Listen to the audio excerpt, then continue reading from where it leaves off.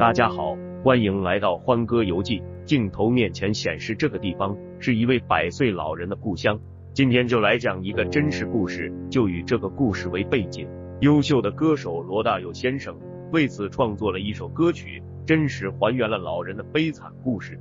接下来这个故事讲述90岁跛脚的老人靠收集空酒瓶养活自己。在故事开始之前，请先订阅我的频道，谢谢你的支持。老人有些聋哑，不会说话，孤单的一个人，生活够苦的了。有一天，他在街上捡到一个孩子，他欣喜异常，认为是上天赐给他唯一的礼物。老人将孩子带回家，用辛苦收来的空酒瓶换钱买廉价的奶粉，让那个小女孩活了下来。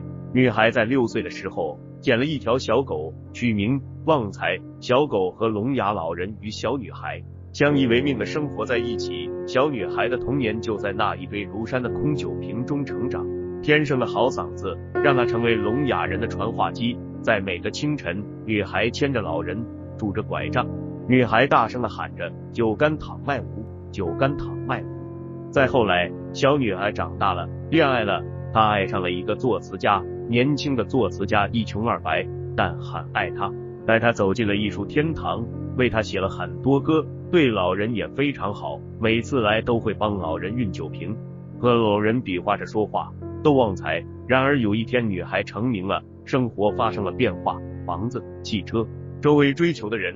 女孩还是很爱男孩，劝他和他一起住进大别墅，不要回酒瓶屋了，因为又聋又哑的父亲让他觉得羞辱。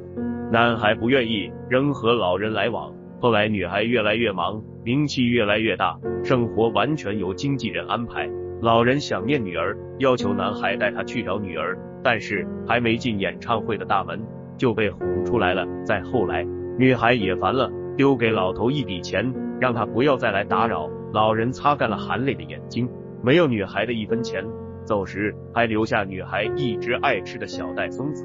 男孩看不过去了，找女孩理论，女孩心里听不进任何劝言，因为2人地位悬殊，最终分手了。老人因为思念女孩终于病倒了，男孩只好央求女孩，希望他能回家看看老人。女孩没听他的。就在这时，男孩打听到女孩唱歌的地方，他告诉了老人。老人挣扎着要去看女儿最后一面，不料走在路上，一辆卡车飞了过来，眼看撞着老人了，老狗旺财猛地滚向了老人，旺财就这样被车撞死了。男孩知道后决定为女孩写最后一首歌，他连夜赶词，顶着长期的贫困和思念，在他身体快不行的时候写下了这首歌，找人送给了那个女孩。男孩写完歌词后也离开了人世。演唱会上，女孩不情愿地打开纸条，这首歌的歌词大意是：多么熟悉的声音，陪我多少年风和雨，从来不需要想起，永远也不会忘记。多年前的往事一一再现，堆积如山的空酒瓶，聋哑的父亲为他买1包松子，泪晕在酷暑的街头，还有小狗旺财拖着尾巴和他玩耍。女孩哭了，她终于良心发现，愧疚、伤心、不安。她反复地学着这首歌，最后登台的时候，她通知乐队加最后一首歌酒干倘卖无。女孩忘情地唱着，台下所有的人震惊了，所有的流下了眼泪。女孩在台上向所有的人讲述了自己的身世，然不顾一切地跑向了医院，她要见自己的父亲。当老人看到女儿时，一行老泪缓缓从腮边流下，老人什么也说不出口，只是微笑地看着女儿，慢慢地闭上了眼睛。女孩撕心裂肺地哭喊着，泣不成声。这就是酒干倘卖无，百善孝为先，任何人都需要。